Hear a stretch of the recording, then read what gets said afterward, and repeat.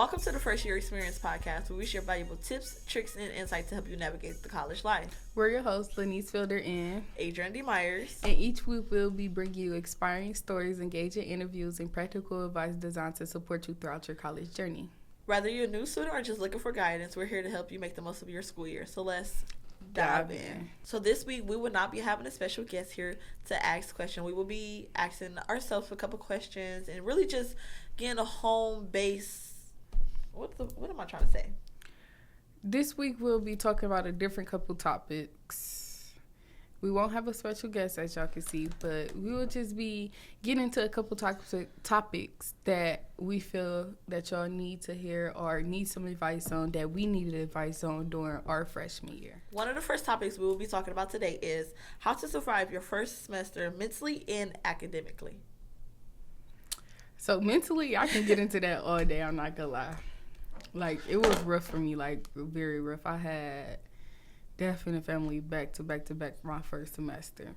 But I got through it by sticking close to my friends because they bring me joy and praying to God, like. So what is one thing that you feel like, as far as, like, academic-wise, when it came to studying, when you was going through something mentally in your first semester of college, what is something that helped you get like your schoolwork done, even though you was also having a lot of different challenges and barriers your first year? Honestly, when we all went to the study room and just listened to music and got our work done, like, we probably wasn't even all working on the same class. It was just being in the study room with other people, and that's just like motivation itself. Yes, I feel like you definitely, especially your first freshman year, like freshman year, I feel like set you up or break you down for the rest of your upcoming semesters and school years here at college. I feel like if you definitely start off with a good group of friends, especially if they're very academic based, you will succeed. You will succeed. Because like she said, those was one of my big moments too. Like, we would literally go get food. I think all of us would be done with classes by like either 11 or 12. We would go get food and go to the engineering building here at the University of Michigan Flint. And we would go to the study rooms because they got some nice study rooms. Real nice. And we would just bring my speaker, or they got TVs in there that we couldn't connect our laptop, and just blast music and do our work. Definitely something I very much enjoyed. What about you mentally? How did you get through your first semester? Not even gonna lie, mentally it was a breeze. I did not have nothing going on for my freshman year, especially not my first semester.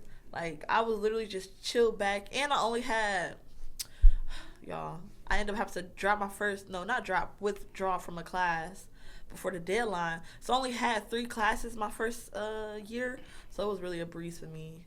But that second semester, I started working here at the KCP office in the EOI, and it gave me more time to be busy and more active and social on campus.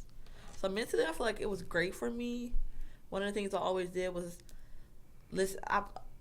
Do that make sense? Listening to music? Mm-hmm. Yeah, because I love music, but listening to music definitely helped me.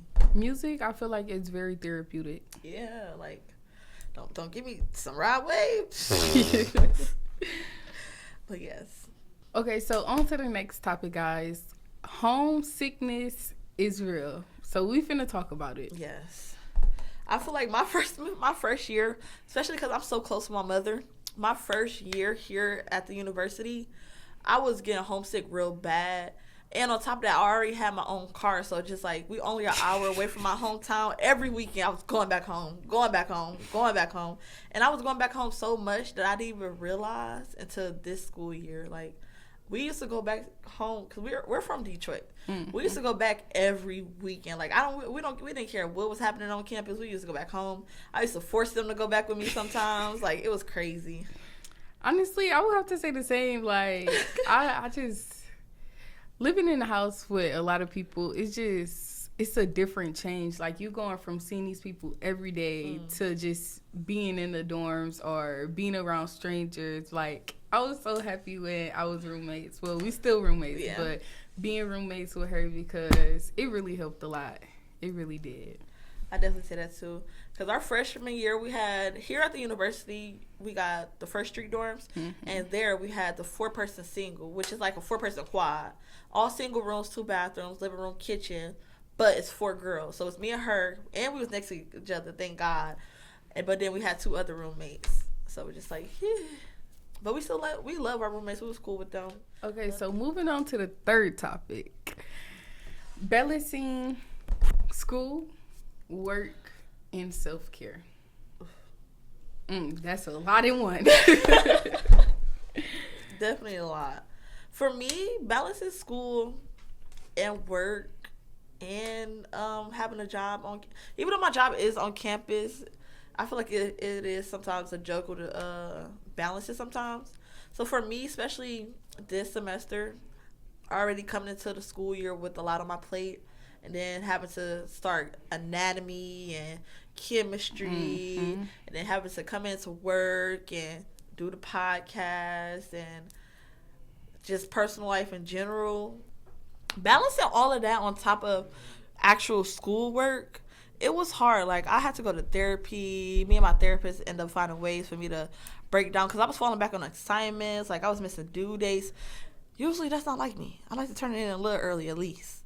But I was slipping up on my schoolwork. Like, we had to go through these trial and errors of which study habits work best for me in my current state that I was in the beginning of school year. So it was a lot. It was really a lot. I definitely recommend using, well, on our campus we have CAPS, like therapy and stuff like that, counseling. I definitely recommend using them. A lot of people be like, oh no, therapy not for me. Don't knock it till you try it. Yeah. Definitely don't knock it till you try it. I would most definitely say if y'all need help and y'all feel like therapy is not going to work, just give it a try. So for me, I'm going to break each one down because for me, school and work, like when I'm at work and I don't have nothing to do, or I'm not going to say nothing to do, but like when I have a little break during work or some free time, I will like work on my schoolwork. To try to get that out the way, get that done before I get home. Because I feel like once I get back to the dorms, I just be ready to chill, relax, don't worry about nothing, don't do nothing. But as far as self-care, I make sure to take some time out for me. Like Tuesdays only have 1 class and I don't work. So Tuesdays is my days. I'm not going to say I don't study on those days because after chemistry labs, I'm most definitely going to study. But like I make sure to take some time out that day to make sure I'm okay mentally, physically, emotionally, like make sure I'm okay. That's my self-care day. That's for me. I need to actually start doing something like that because as far as work, like when I come in here and then we do have like downtime, because working on campus is low-key tea. If you guys know what that means, it's basically saying like it's low key the best decision for a college student because like you do have times where it's genuinely nothing to do and you can honestly work on your schoolwork. But for people like me, like I cannot concentrate unless I'm at the dorms by myself. Really? That's why I can't work. I can't do my schoolwork while I'm in here, even though it'd be like quiet stuff like that. I be getting into other stuff. Honestly, like I literally have to wait until I get back to the dorm. In my bed or in my little dorm, just do my work. I don't know. I feel like, because I'm so used to going back to the dorms and just relaxing and chilling out, I got that mentality now, like, get your work done now while you can. And then once you get back to the dorm, you could just relax.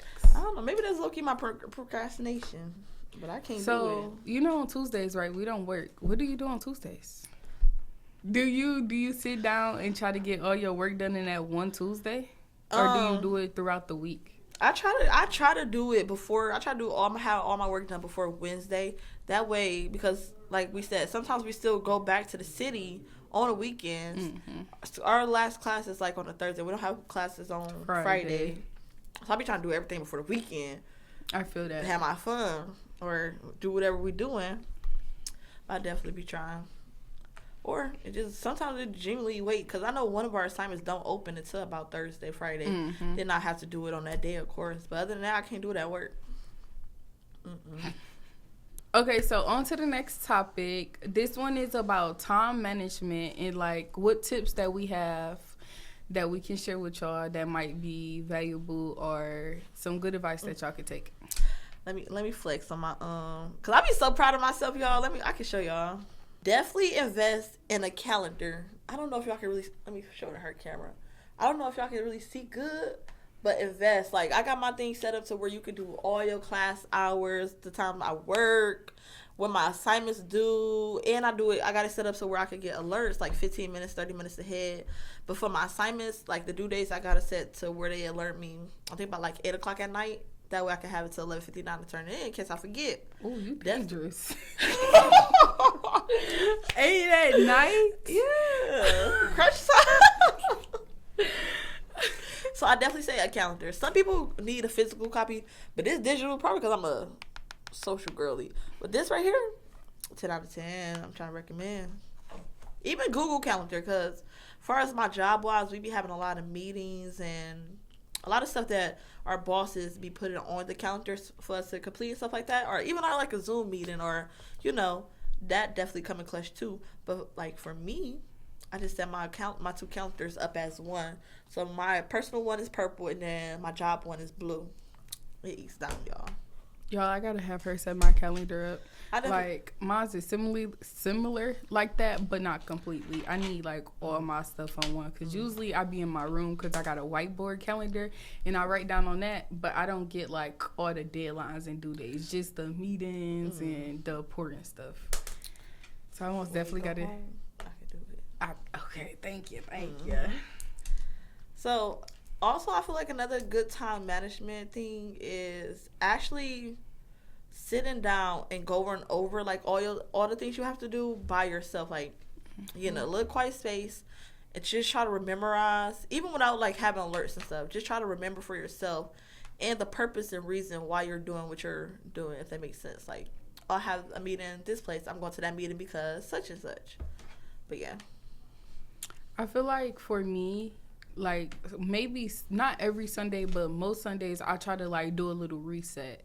Like, reset my mind, like, okay, I did this last week. This week, I got to do that. And, like, sit down and actually, that's where I get my calendar and, well, not my whiteboard, but my, what is it? The notebook, the one we got from here. Oh, yeah. And I sit down and write in there, like, okay, I got to do this week, this, that, whatever.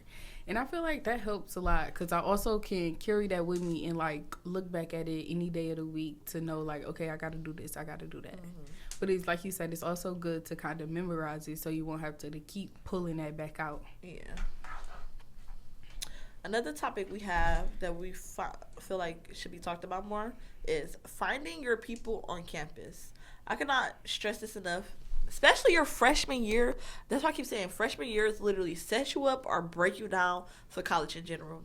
Finding your people freshman year, well, and it really depends on what school you go to, but if y'all from our school and you're watching this, finding your people your first year is really high-key, should be the highlight of this first semester because, like, those people are going to be the people you grinding with academically wise, even if y'all not in the same major. And I know it's a lot of people who be like, oh, we're not in the same major, so we don't have that much in common, I have friends that's majoring in complete opposite things than me, but we could always still study. We could talk about our fields and just, find your people. And you do that by going to a lot of events on campus, especially your freshman year, because the events before the freshmen. Yeah. Now that I really think about it, like, we knew, we true to this, we're not new to this. Right. So it's like, it before the freshmen, like, get out there and really be friendly and talk to people, get to know people. You will learn a lot of things about different people and their backgrounds and who are they and why they are who they are. It's so amazing. Just meet new people. And then you might not even be able to relate to them in a field, but like maybe their background. Yeah. You can relate to them, or maybe y'all got a favorite show in common. Like, it's a lot of stuff you can relate to people in. I ain't never get that deep as the favorite show, but the background part definitely could relate to.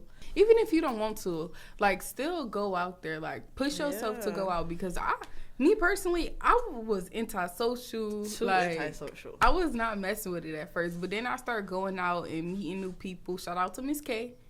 We love her down. She really made our freshman year, like, and I'm so sad that she don't work here anymore. Like, y'all, she really put us on to so many different orgs. Our freshman year, our first semester at that. I feel like literally during our freshman year, we was doing everything with her. Like, she was hosting events back to back. At least 2 or 3 every week. Miss K used to actually follow student advice. Like, we'd be like, we keep seeing these type of events, but we want to see something like this. And she would actually, that Uno tournament, that casino game, it's casino night. I'm telling y'all. Yeah, Miss K was a real big help during our freshman year. Not even just that first semester, like the whole freshman year. She was a real big help. Yeah, well, like we even grew a bond with her. We used to just go in her office and sit and chill, talk to her. Love that lady. Another topic we will be talking about today is being a first generational college student. What is being a first generational college student? Can we put up a bubble right here, like saying what it is to be a college student? Like, my definition of a first generation college student is neither parents went to college or siblings. That's what makes me a first generation college student. And they have not completed a 4-year degree at a university or college. So yeah, we are both first generational students. Yes. And we plan to graduate soon. What, two more years? 2 more years. How long? I got 3 more years. Oh, because of nursing. So for me, being a first generation college student is, I'm not gonna say it's hard, but then again it is, because I can't go to my mama or my siblings and be like, oh, college this, I need help with that, and like I will literally have to sit down and explain everything to them to like have them understand where I'm coming from. Like, I'm not gonna lie, y'all, at a point in time I was ready to give up, and I went to my brother. He was like, so it's not that hard, just keep going. You don't know what I'm going through here. I need help. Being first generation, you can't just go to your parents or to your siblings and talk to them about what's going on through college or what you need help with and this and that. Like, you will literally, like, even if you do, you will literally have to sit down and explain everything to them. Yes. Oh my God. I remember my first time ever filling out for FAFSA. Even though our school offered help and was willing to help us fill it out, I was at home trying to do it, like, with me and my mother ourselves. And when I tell y'all, that would feel like the hardest thing ever. Even though I do it now every year and it's just easiest breeze. My first time ever doing it, it was so hard. I most definitely can relate. Like, it was even to the point where I would just start looking up this stuff on Google, like, what do this mean? Like, like, it was just like, because my mama didn't know as well, so just like, it was really hard. Yeah. But I definitely say don't let them barriers keep you down, because even me being a first generational college student, I feel like if I would have gave up because I didn't know certain things, or even feeling like in a classroom like, dang, these people are way ahead of me because they know so much, or they have this and they have that and I don't let them barriers stop you.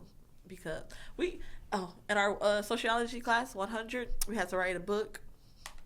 I should go read mine, because don't let them barriers stop you. Them barriers will keep you out of a lot of rooms that you would love to be in. So don't let them stop you. So moving on to the next topic. This topic is about getting involved on campus without overwhelming yourself. Back to how we was talking about going to events and doing all of that. I still suggest going to events, but if you feel like mentally you're not there, you can't handle it, then don't do it. Don't go and overwhelm yourself and overstimulate your mind more than you can take. Like, yes, it's cool, it's good to get out and go to events, but to mentally drain yourself by doing so, don't do that. Please don't do that. Please don't. But I would say try to go to at least one event every day. Because I know a lot of people every day. Just think about it. One every day instead of like 2 or 3 every day. Because our freshman year, we used to go to like 3 or 4 events in one day. We must one day. Did. Back every day at that too. So I'm just saying, like, one event a day. That's 4 events out the week. Instead of cramming so many in one. But I don't know. Me personally, I feel like I really can't speak on this topic because I like to do everything. She's a busybody. I like to do it. We can do them all today. If y'all want, we really could. We could get it all knocked down. Our last topic of today will be about how failing classes doesn't mean failing life. Did I fail math or did I just retake it? we didn't fail, but for nursing, I think we got to have a B or higher, so we had to retake it. Okay, so I didn't fail math, but because I didn't meet the standards for nursing, I had to retake it, y'all. I was ready to cry. I'm not gonna lie. Like, math was already, like, growing up, I love math, but coming into college, this college math is different. Way different. I'm just saying. But, like, retaking it just made me feel so down a little bit because, one, I got to retake this class. The same professor, like, he could be like, didn't I just see you last year? And he wasn't, like, he didn't say nothing like that, but it was just the fact that I had to resit in his class a whole nother semester when I just did it last semester. It was just, I don't know how to explain it. Like, I was just feeling down about it. And then I had a sense of doubt in the back of my head since I didn't complete it not even complete, but didn't pass. It's not even me passing. Since I didn't meet the requirements last semester, I thought I wasn't going to meet the requirements this semester. But I most definitely did because I'm in anatomy and chemistry. Yeah. Yay. Not yay. Them classes stressing me out. I definitely can relate to that because my freshman year, I got, when you take a placement test, I got placed in this high. I'm sorry, y'all. I'm sorry, Adrian. I don't know. They must have mixed my test scores with somebody else because I got placed in this high math class, like, so high. And I was, like, it was within a deadline market to drop and withdraw for a class. And, like, I was just feeling so bad. I remember having to go to the Student Success Center. That's how I ended up meeting Roy. I had to go to the Student Success Center to talk to, like, an advisor figure, really. Because my advisor, she sucked. She was not giving me no type of good advice. It was always hard to contact her. Like, I was just so lost in it. It was my first year. I didn't really know about any resources like that until my boss recommended me going to the Student Success Center. And then I ended up getting some good advice about not dropping the class, but withdrawing from it. So I don't know if that still count as failing. But after I withdraw from the class, I ended up taking it next semester. Yeah, the next semester in the wintertime. And then I guess I consider a fail because we didn't have a high, like she said, we didn't have a high enough grade for the nursing program. Requirements. Yeah, our requirements since we pre-nursing. So I guess that would be considered a fail. And then we took it back. We took that class again, but then we passed. So now we moved on. But I say failing the class in general, it can be hurtful because it's just like, it low-key made me lose hope. Like, dang, if I can't pass this class, like, I can't get my degree. Like, and it's this one class that's just giving me a hard time. Back then, too. Don't let that stop you. Yeah, don't let it stop you. And back then, I did not know what the SI was, like the tutoring help. So it was all bad. Mr. G, shout out to Mr. G because he showed me the math tutor rooms. And I went in there, and it was crunch time for me. I'm not even going to lie. We're finna talk about some tips and tricks that we believe first-year students or college students in general should follow. We feel like it's some good advice for y'all. Yes. So the first thing is finding your classes before the first day to avoid any confusion. I'm so glad that our school I don't know if every college do, but I know our school offers where you can sign up. Somebody can walk you around campus to show you where every class is before the first day. Definitely came in clutch for me my first day. Helps me get a lay of the campus, even though I did a walkthrough of the campus before, but helps me pre-plan how I will walk to each class and make it there on time and stuff like that. Second one, choose your seat wisely because you'll most likely be sitting there for the rest of the semester. Go ahead. No, go ahead. Because I would say, do not take other people's seats. Yeah. If you see somebody sitting there one class and you have the audacity to come back the next class and take their seat, you should be ashamed of yourself. And just because I'm 2 minutes late does not mean I'm not coming. Like, during my first semester English, somebody kept sitting in my seat. And I'm just like, okay, we finna play tag back and forth because I'm going to come early 5 minutes. You got to come early 10 minutes next time. Because no way. Oh, my God. Oh, and don't sit in the back. Like, if y'all can't see or anything, do not sit in the back. No shame. Me sitting in the back of Mr. G whole class. Both of us. Oh my god. No, but I would suggest sit in the front because that way you can see the board clearly, you can hear the teacher clearly. Like it shouldn't be no confusion. You right there in front of the teacher. If you need help, you don't have to be in the back of the room raising your hand over other people. Like, and you leave early. Mm-hmm. You'll be the first one out the door. Another thing we have is believe in yourself and always be authentic. Always be your true self, because I'm telling you, the way you be or the way you present your true loving self is the way people will love on you back. Mm-hmm. If that makes sense. I hope it makes sense, y'all. What is that saying? Give the love that you want to receive? Something like that, yeah. I heard that before. Yeah. But I definitely feel like being your true self will put you, not only you into more positions, but it will also make people be like, okay, she's true to herself, or he's true to himself, or they're true to themselves. Mm-hmm. Another one is leave that high school mindset behind. College is a different experience. Definitely different.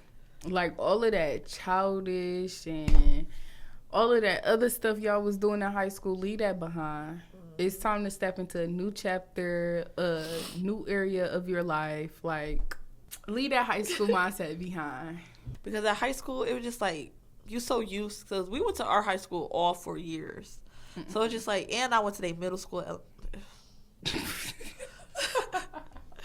Anyways, it's definitely a different experience going from either with the same people every day, same classes, to being known, to just overall everything. So college, for one, is way bigger. It just is literally a whole different experience. Like, I'm so glad I came to college. Yeah. Another thing is, if it's your first time living in the dorms alone, give yourself time to adjust. It may seem hard or lonely at first, and trust me, it might feel lonely, but I say definitely give it some time to adjust to the new environment. And once you find your people, your friends, even if you find good faculty and staff, you will be okay. Just trust. You will be okay. Okay, so the next one is get out your dorms, make friends, and get involved on campus. You don't have to join a sport, a club, or anything, but like we've been saying, go to events, meet new people, get out that dorm room. Yes. I think I said this before, but wintertime depression is a thing. Like, it's fall time depression. Depression in general is a thing. Yeah. And it do not come to play. At all. He never missed a beat. Literally. They will literally be there knocking at your door. Literally. And I definitely, like she said, definitely go out, because some of our friends that we have now, we met by going to, like, I met Taylor. If anybody know Taylor. I met Taylor by playing bingo at Miss K event. Like, I didn't even plan to stop by her event. I was walking past. She said, hey, come here, have fun. My freshman year. I'm a second year now.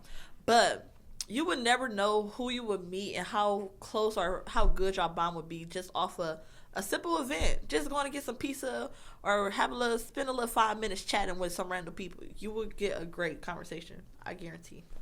Y'all are paying for college. Y'all are paying to be here. Take advantage of all the resources available to you. Like, I don't care if it's just going to the library to use the writing center. Take advantage of everything. Like, use all your resources and don't hold back. Whatever. They is there to help you. So make sure y'all take advantage and use all y'all resources. Please and thank you. Another thing is, no one will remind you to get up and go to class. No one will be on your butt telling you to do your schoolwork. No one will be here motivating you unless you motivate yourself first. Mm-hmm. Not saying it's good people who, like, hey, they will see you down and they motivate you. Of course, once you get friends and stuff like that, it will happen. But just being here alone by yourself, you have to find your own motivation. You have to find your own reasoning to waking up, your own reasoning to going to get this degree. Like, why am I here getting that bag?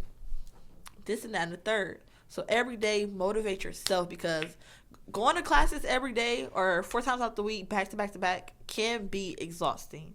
Yes, it's less classes than what we was taking in high school, but it can be exhausting. So definitely motivate yourself. So this one, it might not apply to everybody, but it's choose your major carefully to ensure a return on your investment, because you're paying for college. So that's an investment into yourself. So in order to get a good return on your investment, you need to make sure you're here doing what you need to do, staying focused, staying motivated, and actually putting not even your all but most of yourself into what you're doing, into your major. I definitely can agree with that. Oh, and I'll also say, if you do come in to college already knowing what you want to be and stuff, that is good, that is great. But also, don't come into college don't knowing what you don't want to be, if that makes sense. Because when you do come to college and you're marked as undecided, you start taking a whole bunch of classes about basically everything. And I just feel like, me personally, I just feel like it would be a waste of time. Another one is being proactive in class. Don't be scared to ask questions, and don't be scared to use the office hours, nor reach out to your professors. Because that was another thing with math. I'm not going to say I was scared to ask questions, but I just wasn't asking questions, and I knew I needed help. So don't be me. Make sure y'all be proactive. Ask questions. Talk to your professors either before class, during class, after class, or use them office hours. They have them for a reason. Yeah. Even if your professor might not know a certain thing, he might can point you in the right direction, or she might can point you in the right direction to find what you're looking for. And then no question is a stupid or a dumb question. You asking for a reason. No, I kind of disagree with that. Don't listen to her. Some people be in them classes asking dumb questions. No question is a stupid or a dumb question. You asking that question so you can know, understand, learn, whatever. But don't ask no dumb questions. Y'all know obvious Y'all question. know what we talking about. You had me in class looking like, what? 2 + 2 is 4. How did you asking that? Okay, another thing is keep your priorities in order.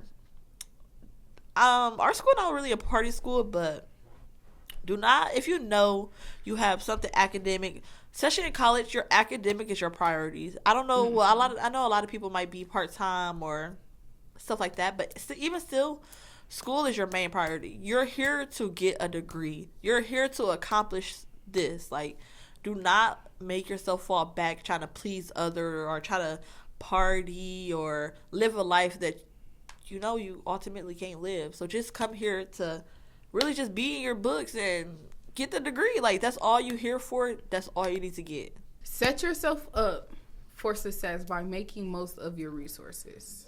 This falls back to where I was saying take advantage of your resources. Like, we keep saying this, but I'm going to keep saying it dang near every video. Take advantage of your resources. Like, some of these resources will set you up to succeed. Like the Success Center. You can go there for advice academically.